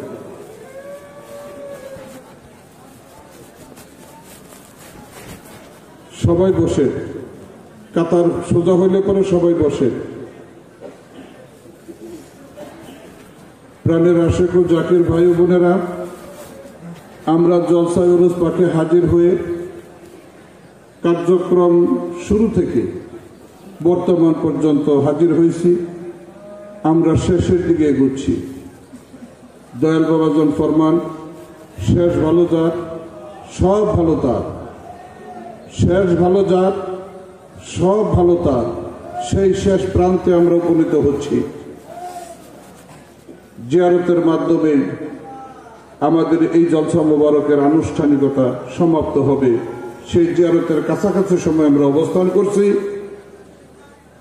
আমরা একটা মুহূর্তের জন্য এখন আর বেখেয়ালি হব না, একটা মুহূর্তের জন্য আমরা খেয়াল হারা হব না, খেয়াল ছাড়া হব না। আমরা খেয়ালের সাথে থাকবো, খেয়াল কালবে ডুবে থাকবো। আমাদের মুর্শেদ দয়াল বাবাজান ফরমান, প্রত্যেক নিঃশ্বাসেই খেয়াল কালবের ভিতর ডুবিয়ে রাখো, নচেত হালাক হওয়ার ভয় আছে। প্রত্যেক নিঃশ্বাস খেয়াল কালবে ডুবিয়ে রাখতে বলা হয়েছে, অর্থাৎ প্রত্যেক দমে আল্লাহ জিকির খেয়াল করতে বলা হয়েছে।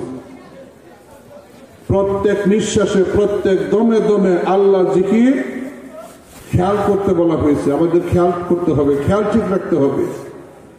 যার খেয়াল যত বেশি ঠিক হবে, তার ইবাদত বন্দিগি তত বেশি মজবুত হবে, সঠিক হবে এবং আল্লাহর দরবার পর্যন্ত পৌঁছাবে, কবুল হবে। ইবাদতের নিয়ামত সিনায় ধারণ করে বাড়ি পর্যন্ত নিয়ে যাওয়া লাগবে। কাজে মিয়া ভাইরা, বেখেয়ালি হওয়া যাবে না। আমরা খেয়ালের সাথে অবস্থান করব। সৈয়দজি জামাতে তশরিফ নেবেন, সৈয়দজি জামাতে তশরিফ নেবেন। আমরা বেখেয়ালি হব না, আমরা খেয়ালের সাথে থাকব। আমাদের মুর্শেদের শিক্ষা হচ্ছে হুজুরি দিলে নামাজ আদায় করতে হবে। এটা শুধু আমাদের মুর্শেদের শিক্ষা নয়, যে শিক্ষা দয়াল নবী দিয়ে গেছেন। দয়াল নবী ফরমান লা সালাতা ইল্লা বিহুজুরিল কালব, হুজুরি দিল ব্যতীত নামাজ হয় না। হুজুরি দিল ব্যতীত নামাজ আল্লাহর দরবারে পৌঁছায় না। হুজুরি দিল ব্যতীত নামাজ আল্লাহর দরবারে কবুল হয় না। আল্লাহর নবী আরো ফরমান, আস-সালাতু মিরাজুল মুমিনিন, মুমিনের মেরাজ হয় নামাজে। কাজেই নিয়ে ভাইয়ের আমার, নামাজে মেরাজ হাসিল করতে হলে নামাজে হুজুরি অর্জন করতে হবে। আর নামাজে হুজুরি অর্জন করতে হলে মুর্দাদেরকে জিন্দা বানাবার জন্য প্রত্যেক দমে নিঃশ্বাসে খেয়াল কালবে ডুবাইতে হবে। যেই কলবে আল্লাহর জিকির আছে ওই কলব হলো জিন্দা, যেই কলবে আল্লাহর জিকির নাই ওই কলব হলো মুর্দা। মুর্দা দিলে শয়তান বসবাস করে ধোঁকা দেয়, কুমন্ত্রণা দেয়, ওয়াসওয়াসা দেয়। আর জিন্দা দিলে আল্লাহ আল্লাহ আল্লাহ জিকির জারি হয়। প্রাণের আশেক ও জাকের ভাই ও বোনেরা, এই জন্য আমাদের মুর্শিদ আমাদেরকে শিক্ষা দেন দিল জিন্দা বানাইতে হবে। আর দিল জিন্দা হলো যেই দিলে জিকির আছে ওই দিল হলো জিন্দা। জিন্দা দিলওয়ালা ব্যক্তি যখন নামাজে দাঁড়ায় কলবে খেয়াল করার সাথে সাথে তার নামাজে হুজুরি তৈরি হয়। মিয়া ভাইরা আমার, আমি আগেও বলেছি এখনো বলবো, নামাজে হুজুরি কি? নামাজে হুজুরি হচ্ছে ভিডিও অডিও কলের মতো। মোবাইলে আমরা কথা বলি না, অডিও কল, দেখা যায় না শোনা যায়, কথা বলা যায়, এটা হলো নামাজে হুজুরি। আর নামাজে মেরাজ হলো ভিডিও কল। ওই যোগ্যতা অর্জন করে বান্দা যখন যায় নামাজে সেজদা দেয়, আল্লাহু আকবার বলে যখন আল্লাহকে ডাক দেয়, হুজুরি দিলওয়ালা ব্যক্তি, নামাজে মেরাজওয়ালা ব্যক্তি ডাক দেওয়ার সাথে সাথে আল্লাহ তার ওই বান্দার সামনে কুদরতি কদম হাজির করে দেয়। আর বান্দা ওই কুদরতি কদমে সেজদা দেয়, ওটাই হয় মেরাজ। ওখানে দেখা সাক্ষাৎ সবটাই হয়। চূড়ান্ত পর্যায়ের নামাজ, নামাজে মেরাজ। এই শিক্ষা একমাত্র এই পৃথিবীতে নবী রাসূলগণ দিয়ে গেছেন। সেখান থেকে শুরু করে আমাদের নবী মুহাম্মদুর রাসূলুল্লাহ সাল্লাল্লাহু আলাইহি ওয়াসাল্লাম সেই যাযাবর জাতিকে ট্রেনিং, প্রশিক্ষণ ও তালিমের মাধ্যমে আল্লাহর আরশ পর্যন্ত পৌঁছে দিয়েছিলেন, নামাজে মেরাজ পর্যন্ত তাদের পৌঁছে দিয়েছিলেন। আমাদের নবীর মাধ্যমে যখন রিসালতের দরজা বন্ধ হয়ে গেল, আনা খাতামুন নবী লা নবী আবাদি, আমি হলাম শেষ নবী, আমার পরে আর কোনো নবী আসবে না, আর কোনো নবী থাকবে না। এই নবুয়তের দরজা যখন বন্ধ হয়ে গেল, ঠিক তখন থেকেই শুরু হলো বেলায়েত। এই বেলায়েতের যুগে সিনা বসিনা যে ট্রেনিং, সিনা বসিনা যে শিক্ষা, সিনা বসিনা যে প্রশিক্ষণ, আত্মা শুদ্ধ দিল জিন্দা নামাজে হুজুরির প্রশিক্ষণ, সিনা বসিনা অদ্যাবধি চলে আসছে এবং কিয়ামত পর্যন্ত এই ট্রেনিং, এই প্রশিক্ষণ চলতে থাকবে। যেই মাধ্যমে বান্দা এই ধুলির ধরা থেকে আল্লাহর আরশ আজিম পর্যন্ত পৌঁছতে পারে, আল্লাহ পর্যন্ত পৌঁছতে পারে। আল্লাহর নবী মেরাজে গিয়েছিলেন বুরাকে চড়ে, আল্লাহর নবী মেরাজে গিয়েছিলেন রফরফে চড়ে। একটা সময় পর্যন্ত, একটা সীমানা পর্যন্ত জিব্রাইল আল্লাহর নবীর সঙ্গী ছিলেন, ওইখান পর্যন্ত গিয়েছেন। এরপরে বলছেন, আর এক চুল পরিমাণ সামনে আগাবার সাধ্য আমার নাই, সামর্থ্য আমার নাই, হে নবী আপনাকে একাই যেতে হবে। আল্লাহর নবী রওনা হলেন। মানবীয় কারণে চিন্তা করলেন, এতক্ষণ জিব্রাইল সাথে ছিল, যত সমস্যা বা কিছু হয়েছে আমি জিব্রাইলের মাধ্যমে জানতে পেরেছি, জিব্রাইল নাই, এখন আমি একা চলছি। এই চিন্তা করতেছে। আর এমন সময় দেখে অনুভব করে আল্লাহর নবী সামনে যেন কার পায়ের শব্দ পাওয়া যায়, আবু বকর না হয় বেলালের পদধ্বনি শোনা যায়। আল্লাহর নবী জানতে চাইলেন, আমি আল্লাহর দেওয়া বাহনে চড়ে, বোরাকে চড়ে, রফরফে চড়ে আসমানে হাজির হয়েছি, আরশে আজিম পর্যন্ত পৌঁছে গেছি। হে আমার সঙ্গী, তোমার আওয়াজ, পায়ের আওয়াজ, শব্দ শোনা যায়, তুমি কেমন করে আরশে আজিম পর্যন্ত পৌঁছলে? তখন আওয়াজ হলো, জিসমে খা কাজ এশক বড় আফলা কোশত, জিসমে খা কাজ এশক বড় আফলা কোশত, খোদা রাখসা মাদ চালা কোশত। আওয়াজ হয়ে গেল, ইয়া রাসূলুল্লাহ, ইয়া হাবিবাল্লাহ, আপনি আল্লাহর দেওয়া বাহন, বুরাকে চড়ে রফরফে চড়ে আর সাজিমে চলে আসছেন, আর আমি আমার মাটির দেহ আমার নবীর মোহাব্বতের বুরাকে চড়ে আর সাজিমে পৌঁছে গেছি। আল্লাহর দেওয়া বাহনে চড়ে আল্লাহর নবী মেরাজে গেলেন, আর আল্লাহর নবীর আশেক সাহাবী আল্লাহর নবীর ইশক মোহাব্বতের বাহনে চড়ে জিসমে খাকাস মাটির দেহ নিয়ে আর সাজিম পর্যন্ত পৌঁছে গেছে। আমার মেয়ে ভাইরা, সেই শিক্ষা আল্লাহর নবী দিয়ে গেছেন, এই শিক্ষা আল্লাহর ওলিগণ দিচ্ছেন। বর্তমান পর্যন্ত এই শিক্ষা চলছে, কিয়ামত পর্যন্ত এই শিক্ষা, তাসাউফের শিক্ষা, মারিফাতের শিক্ষা, এটা সিনা বসিনা চলতেই থাকবে। যেই শিক্ষার মাধ্যমে মাটির দেহ আরশে আজিম পর্যন্ত পৌঁছতে পারে। আমরা নামাজের জন্য হাজির রেডি হয়েছি, তৈরি হয়েছি।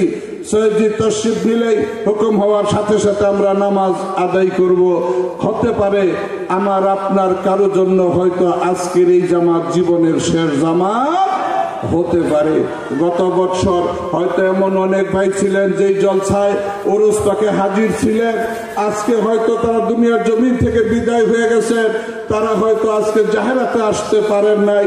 না জানি আমার আপনার এরকম অবস্থা হয়ে যায়, আবার আগামী বছর জলসায় ওরস পাকে হাজির হতে পারবো কি পারবো না। আল্লাহ দয়া করে এই জলসা পাকে আমাদেরকে আনছেন, আমরা যেন আজিজের মাধ্যমে, আমরা যেন কাকুতি মিনতির মাধ্যমে চোখের পানির বিনিময়ে আমরা যেন এই জলসা মুবারকের নিয়ামত পরিপূর্ণভাবে সিনায় ধারণ করে বাড়ি পর্যন্ত পৌঁছতে পারি। আমার আপনার চোখে পানি আসতে চায় না, কারণ মরমর পাথরের চাইতেও কঠিন হয়ে গেছে আমার আপনার অন্তর। অথচ আমার আল্লাহ সবচেয়ে বেশি পছন্দ করেন বান্দা চোখের পানি।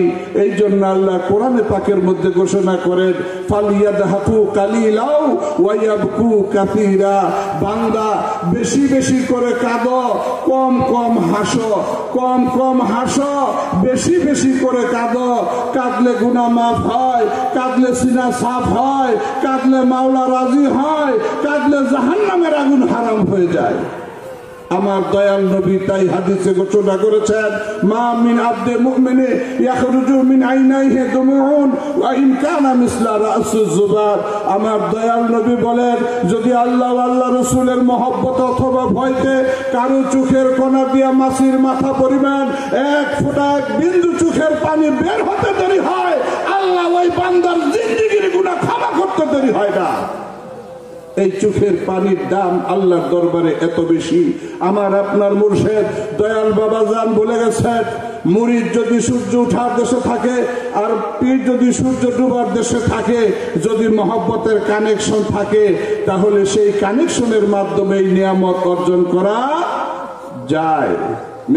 আমার দয়াল বাবা জান আরো বলছেন, মুরিদ যত বড় অপরাধী করে না কেন, যখন বাবা বলে ডাক দেয়, চোখের পানি ছেড়ে দেয়, তখন আল্লাহর ওলি সহ্য করতে পারে না মুরিদের এই চোখের পানি। আল্লাহর দরবারে তার গুনাহ মাফের জন্য দরখাস্ত আর ফরিয়াদ দিয়ে রুহানিয়াত ওই মুরিদ সন্তানকে বুকে তুলে নেয়, কোলে তুলে নেয়। মিয়া ভাই আমার, আমরা সেই যোগশ্রেষ্ঠ মহামানব আমাদের দয়াল বাবাজানের পাক দরবার শরীফে হাজির হয়েছি। আমরা যদি আল্লাহ আল্লাহ রসুলের মহব্বতে তথা আপন মুর্শিদের মহব্বতে এক ফোঁটা চোখের পানি নজরানা হিসেবে চিহ্ন রেখে যেতে পারি, আমার আপনার সিনাই গুনাহ সাফ হয়ে যাবে, সিনাই গুনাহ পাক হয়ে যাবে, আমার আপনার দিল পবিত্র হবে, আমার আপনার দিল জিন্দা হবে, আমার আপনার নামাজে হুজুরি হবে, নামাজে মেরাজ হবে। আমার হোক আর নাই হোক, এই মজলিসে যদি একটা লোকেরও হয়ে থাকে, তার উসিলায় আমাদের বাকি সকলের নামাজ জামাত আল্লাহর দরবারে কবুল হয়ে যাবে। আর ওই জামাতে যদি স্বয়ং আল্লাহর ওলি জাহেরাতে হাজির থাকেন, রুহানিয়াতে হাজির থাকেন, আল্লাহ তার ওই অলির খাতিরে, আল্লাহ তার ওই বন্ধুর খাতিরে, আল্লাহ তার মাহবুবের খাতিরে ওই সমস্ত জামাতের আল্লাহ দরবারে কবুল হয়ে যায়, পুরা জামাত আল্লাহর দরবারে কবুল হয়ে যায়, সকলের নামাজ কবুল হয়ে যায়। এজন্যই তো আমরা ছুটে আসি, বাড়ি ঘর, ছেলে মেয়ে, স্ত্রী পুত্র পরিবার পরিজন দুনিয়াকে পিছনে ফেলে আল্লাহকে সামনে পাওয়ার জন্য মুর্শিদের কদমে হাজির হই। আমরা বিশ্বাস করি আমাদের মুর্শিদ আল্লাহর ওলি। আমরা যদি এক ওয়াক্ত নামাজ আল্লাহর ওলির সাথে আদায় করতে পারি, জীবনের কিছু কবুল হোক আর না হোক, জীবনের কোন আমল কবুল হোক আর না হোক, আল্লাহর আদালতে যেদিন হাজির হয়ে যাবো সেদিন বলতে পারবো, আল্লাহ তোমার ওলির সাথে সঙ্গী হইয়া তোমার কুদরতি কদমের সেজদা দেওয়ার জন্য চেষ্টা করেছিলাম, পারি নাই, তোমার ওলির খাতিরে আজকে মাফ করে দাও। কাহার থেকে যখন আল্লাহ গাফুরুর রাহিম হবেন, এমনি করে করে ছোট্ট ছোট্ট উসিলাকে অবলম্বন করে আল্লাহ তার বান্দাদেরকে মাফ করতেই থাকবে। মেয়ের আমার, আমরা আজকে সে আল্লাহর ওলির দরবারে মুর্শিদের কদমে হাজির হয়েছি। সকলে খেয়াল কালবে ডুবাই রাখবো। মুর্শিদের ওই কদম মোবারক দিলের হাত দিয়ে জড়ায় ধরে 2 ফোঁটা চোখের পানি নজরানা পেশ করার চেষ্টা করব। নামাজে দাঁড়িয়ে আল্লাহর কুদরতি কদমে 2 ফোঁটা চোখের পানি নজরানা দিয়ে নামাজ আদায় করার জন্য চেষ্টা করব। এই জন্য কেউ বেখালি হবেন না, কেউ বাড়ি ঘরে চিন্তা করবেন না, যাওয়ার চিন্তা করবেন না। আপনি বাড়ি যাওয়ার জন্য ব্যস্ত হয়ে গেছেন, গাড়ি কোন সাইডে আছেন খোঁজ খবর নিচ্ছেন। বাড়ি পর্যন্ত পৌঁছতে পারবেন এমন লাইসেন্স, এমন সার্টিফিকেট, এমন গ্যারান্টি কি আপনার আছে? একটা দম নিয়েছি, আরেকটা দম নিতে পারবো কিনা এই গ্যারান্টি আমার আপনার নাই। যতক্ষণ আল্লাহর ওলির দরবার আছি, যতক্ষণ আল্লাহর ওলির দরবার আছি, আমরা ফায়েজ বরকত রহমত ও নিয়ামতের সাগরে হাবুডুবু খাচ্ছি। আমার তাই এক মুহূর্তের জন্য বেখালি হওয়া যাবে না। আমরা খেয়াল কালবে ডুবে রাখবো, আমরা আজিজি করব, কাকুতি মিনতি করব, চোখের পানি নজরানা মুর্শিদের কদমে দেব, চোখের পানি নজরানা রাসূলের দরবারে দেওয়ার চেষ্টা করব, চোখের পানি আমার মহান আল্লাহ পাকের কুদরতি কদমে দেওয়ার চেষ্টা করব। আল্লাহ তার ওলির খাতিরে চোখের পানির বিনিময়ে আমাদেরকে পুত পবিত্র করে, আমাদের অন্তরাত্মাকে ফায়েজে পরিপূর্ণ করে, নিয়ামতে পরিপূর্ণ করে আমাদেরকে বিদায় দিবেন। আমরা সেই নিয়ামত নিয়ে বাড়ি যাব। বাড়ি গিয়ে আমরা ভুলে যাব না, বাড়ি গিয়ে আমরা ভুলে যাব না আপন মুর্শিদকে, আমরা বাড়ি গিয়ে ভুলে যাব না আপন মুর্শিদের হুকুম আহকামকে। মেয়ে ভাইয়ের আমার, বাড়ি গিয়েও আমরা মুর্শিদের হুকুম আহকামের তাবেদারি করব, হুকুম মানার চেষ্টা করব। আমরা নামাজ থেকে গাফেল হব না, নামাজ পড়তেই হবে, নামাজ বাদ দেওয়ার কোনো সুযোগ নাই। শরীয়তেও নাই, তরিকতেও নাই, মারেফতেও নাই। তবে শরীয়তে, তরিকতে, মারেফতে নামাজের বিভিন্নতা আছে, বিভিন্নতা আছে, হালাত আছে, অবস্থা আছে, কিন্তু পড়তেই হবে। আল্লাহর নবী নামাজ পড়ছেন কিনা? দয়াল বাবাজান নামাজ পড়ছেন কিনা? আমাদের দয়াল সৈয়দজি নামাজ পড়েন কিনা? দয়াল নবীর কি নামাজের দরকার ছিল? নামাজ পড়ে আল্লাহর সাথে যোগাযোগের জন্য। দয়াল নবীর যোগাযোগ আল্লাহর সাথে ছিল কি ছিল না? তারপরও নামাজ পড়ছেন তালিমুল উম্মত, উম্মতকে শিক্ষা দেওয়ার জন্য। এইভাবে আল্লাহকে পাওয়ার জন্য সাধনা করতে হয়।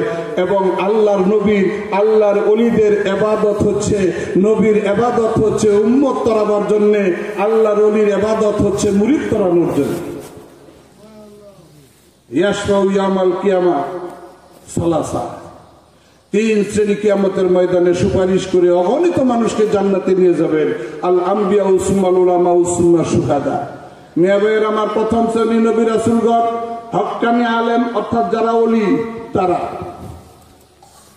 এবং শহীদগণ অগণিত মানুষকে সুপারিশ করে জান্নাতে নিয়ে যাবে। মেয়ে ভাইয়ের আমার, সেই সুপারিশের পথ আমাকেই তৈরি করতে হবে, সেই সুপারিশের পথে আমাকে হাঁটতে হবে। মুর্শিদের কোনো হুকুম অমান্য করা যাবে না। আমরা ওয়াদা করেছি তরিকা গ্রহণ করার সময় আমরা নামাজ পড়ব, শরীয়ত সম্মত জীবন যাপন করব, তরিকতের কাজ জোর দিয়ে করব, এবং শরীয়ত বিরোধী কোনো কাজ করব না। আমরা চুরি করব না, ডাকাতি করব না, মিথ্যা কথা বলবো না, সুদ খাবো না, ঘুষ খাবো না, পরনিন্দা পরচর্চা করব না।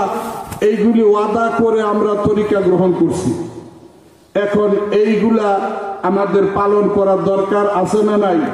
মুর্শিদ যা করতে বলেন বিনা বাক্যে নির্দ্বিধায় তা পালন করতে হবে, এবং মুর্শিদ যা নিষেধ করেন বিনা বাক্যে নির্দ্বিধায় তা থেকে দূরে থাকতে হবে। আমরা বিশ্বাস করি হুকুম মানাই তরিকা, তরিকার অপর নাম হুকুম মানা। এখন প্রশ্ন আসতে পারে, পীরের হুকুম মানাই যদি তরিকা হয় তাহলে কোরআন হাদিস কি? কোরআন হাদিস তাহলে কি? কোরআন হাদিসের বাস্তব নমুনাই পাওয়া যায় আল্লাহর ওলিদের কাছে। আল্লাহর ওলিরা এমন কোন কথা বলেন না যা কোরআন হাদিসের বিরুদ্ধে যায়। আল্লাহর ওলিরা এমন কোন কাজ করেন না যা কোরআন হাদিসের বিরুদ্ধে যায়। অর্থাৎ কোরআন হাদিস বাস্তবায়নের বাস্তব রূপই হচ্ছে আল্লাহ ওলিগণ। আল্লাহর নবী সম্পর্কে প্রশ্ন করা হয়েছিল। মিয়া ভাইয়ের আমার সাহাবীদের জন্য মডেল ছিল আল্লাহ নবী। কোন সমস্যা হলে দৌড়ে আল্লাহর নবীর কাছে যাইতেন। আল্লাহর নবী যেইভাবে বলতেন সেইভাবেই সমাধান হতো। এই যুগে আমরা আল্লাহর ওলিদের কাছে যাই, আল্লাহর ওলিদের নির্দেশনা মানলে, সঠিকভাবে পালন করতে পারলে সমস্যার সমাধান হয় কি হয় না? হয়। আমাদের ভুলের কারণে মিয়া ভাইরা আমরা যেন তরিকত থেকে পিছিয়ে না যাই। আজকে রহমতের ডাকের সময় শুনছেন এক মিয়া ভাই কোন কারণে অনুরাগ করে বলছে আমি আর চন্দ্রপাড়ার তরিকা করব না, চন্দ্রপাড়ার তরিকা ছেড়ে দিব। জাকের ভাইরা তার কাছে গেছে খেদমতের জন্য, বলছে এটা বাদ দিয়ে অন্য কথা কও, আমি আর তরিকায় নাই।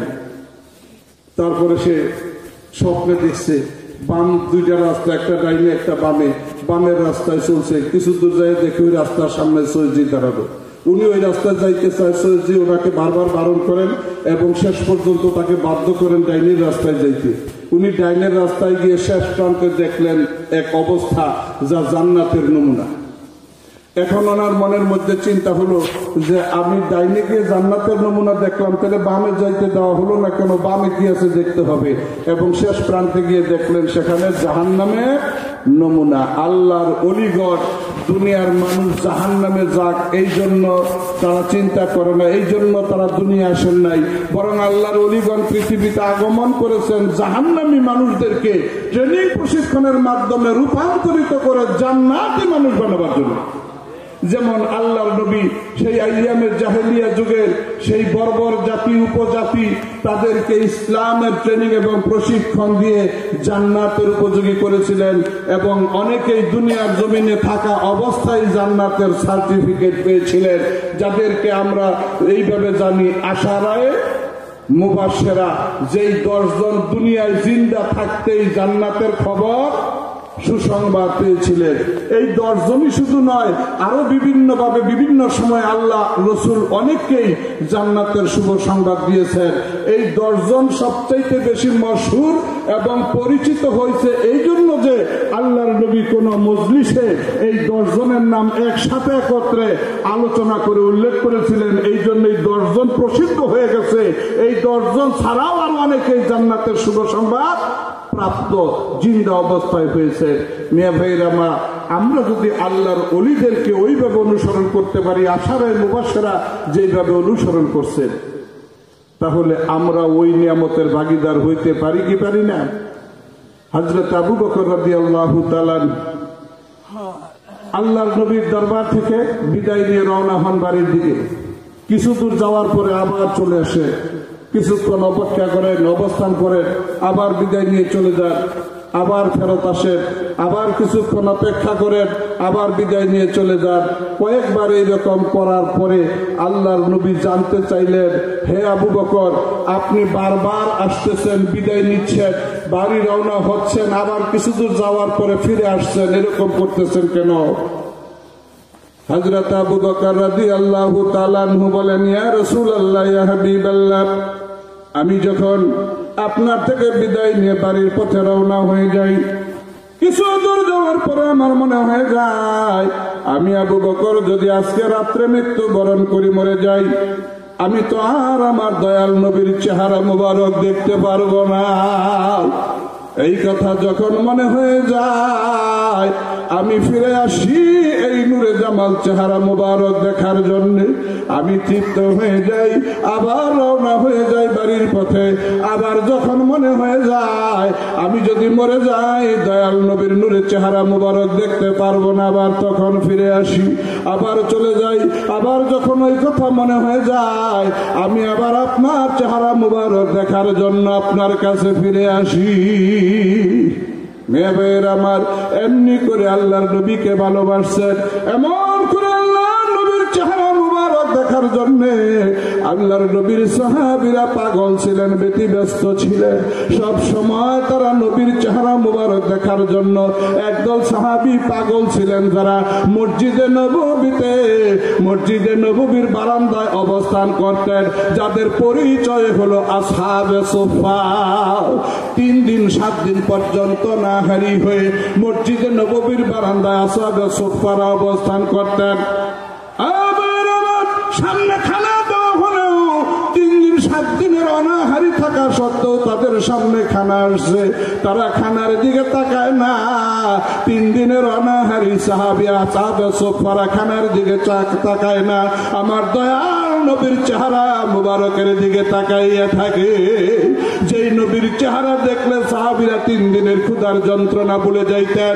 আমার সেই ঘটনা 1400 বছর পরে চন্দ্রতলার জমিনে দেখা চেহারা মুবারক দেখার সাথে সাথে যাদের ক্ষুধার যন্ত্রণা ভুলে যেত, দুনিয়ার কষ্টের কথা ভুলে যাইত, দুনিয়া ভুলে তারা আমার দয়াল বাবার চেহারা মুবারকের দিকে মোহব্বতের নজরে তাকিয়ে চোখের পানি ছেড়ে দিয়ে কাঁদত। এই চেহারার তো দাম, সেই চেহারার দিকে মহব্বতের নজরে তাকাইলে জীবনের গুনাহ মাফ হয়ে যায়। যেই চেহারা মুবারকের দিকে তাকাইলে আল্লাহ আল্লাহ রাসূল রাজি আর খুশি হয়ে যায়। আমরা বড় ভাগ্যবান, আমাদের বড় আনন্দ নসিব।